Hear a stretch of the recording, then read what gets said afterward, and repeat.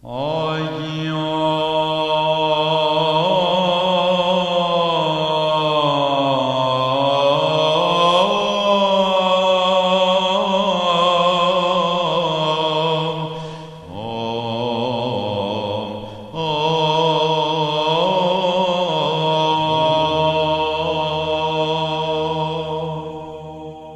still unknown relationship between what we call the unconscious psyche and what we call matter, a mystery with which psychosomatic medicine endeavors to grapple.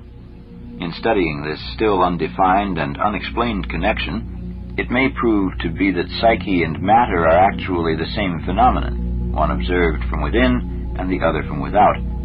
Dr. Jung put forward a new concept that he called synchronicity.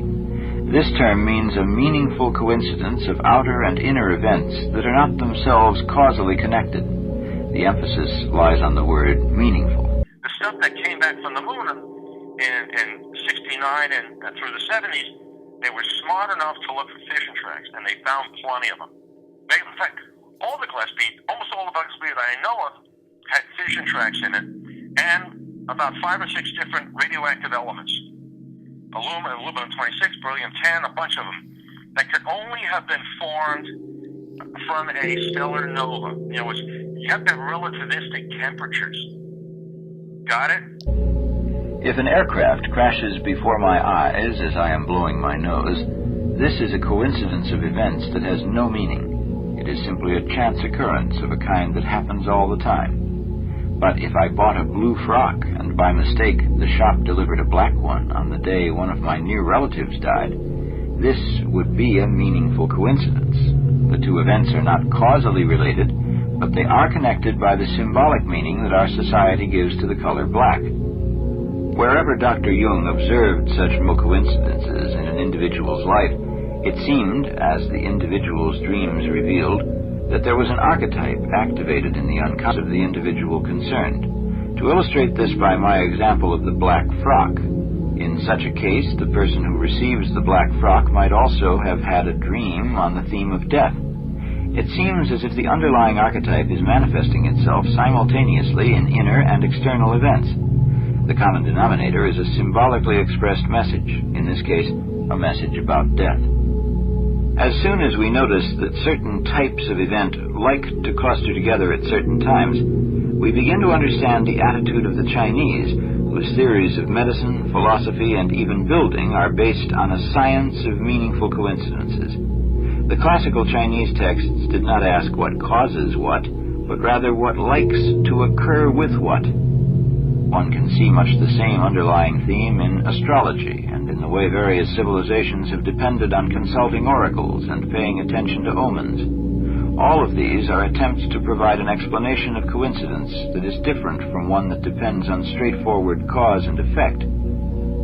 In creating the concept of synchronicity, Dr. Jung sketched a way in which we might penetrate deeper into the interrelation of psyche and matter. And it is precisely toward such a relation that the symbol of the stone seems to point.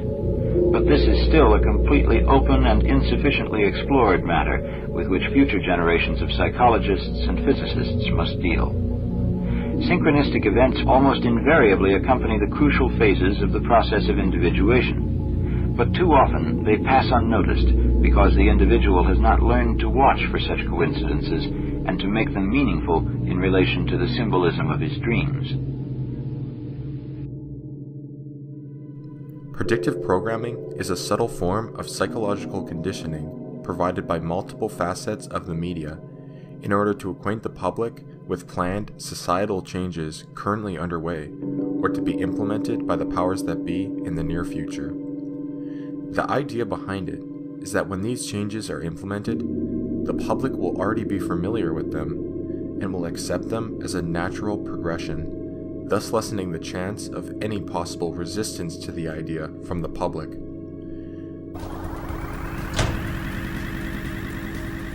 Nine, Neuromancer by William Gibson.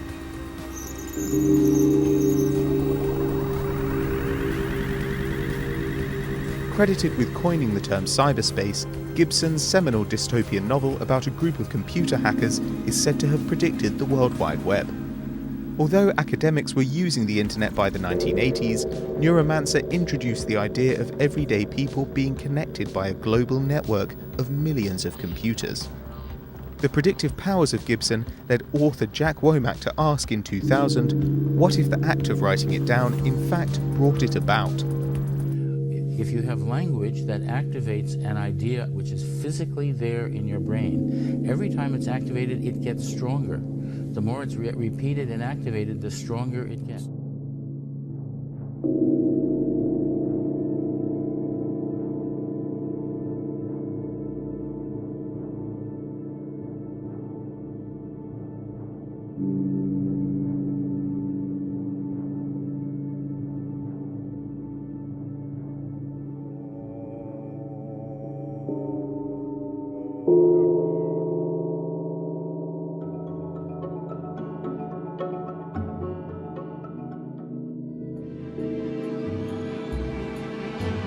Shopping malls, modern cathedrals to spending money. They're designed to disorientate us and make us stay longer than we need to. Every brick is there to manipulate us to buy. It's the perfect place to find a large number of compliant people to affect. Welcome to the Wicked Centre, Croydon. We hope your shopping experience has been uplifting enough, and I'd like to bring to your pay attention some very special offers today. What you hear in the background is a Tannoy announcement I pre-recorded and played through the shopping centre. So why not come right on up and see for yourself? After half an hour of absorbing it, they should be ready for a final message. Welcome to the Whitgift Centre, Croydon. We hope your shopping experience is an uplifting and I'd like to bring to your pay attention some very special offers today.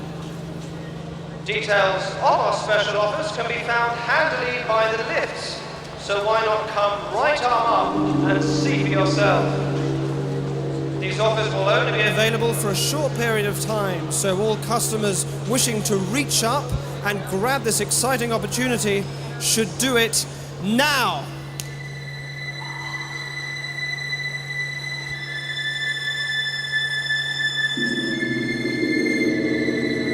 I was shopping around with my friends and all of a sudden my hand just went up and I don't know what happened. It was quite embarrassing, but I don't know, it just feels weird.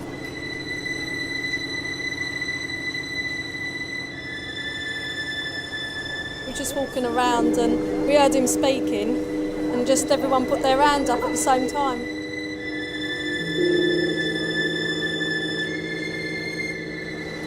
It made me feel better because everyone was doing it at the same time, but I just didn't know why I'd done it.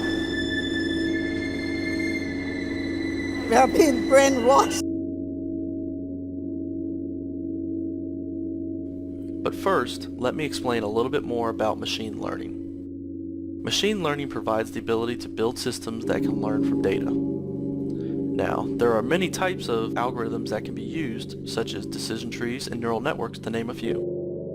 Decision trees will map observations about an item to conclusions about the item's target value.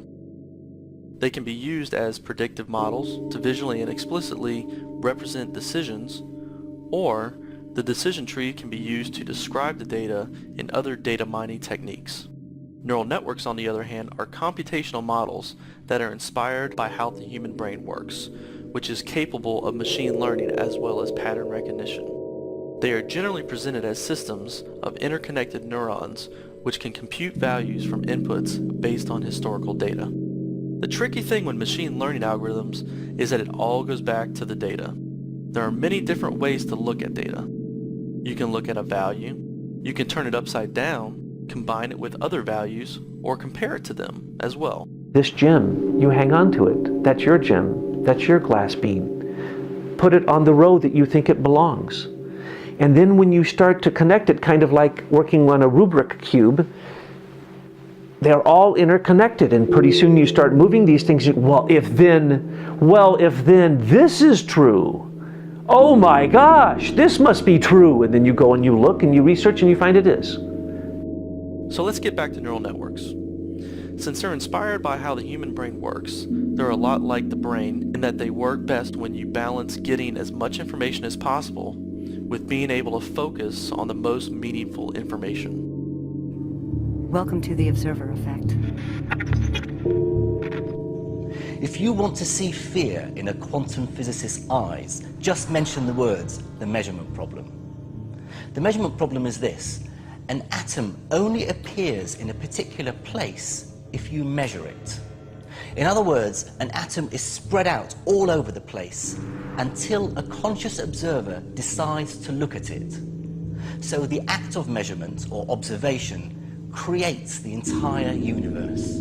I wrote a book on special relativity with an appendix which I devoted to perception, and I said that there was an analogy between perception and the way relativity treated things, that you couldn't, according to relativity, everything was related to the way that you interacted with it to observe it, you see, and also according to quantum mechanics. Right?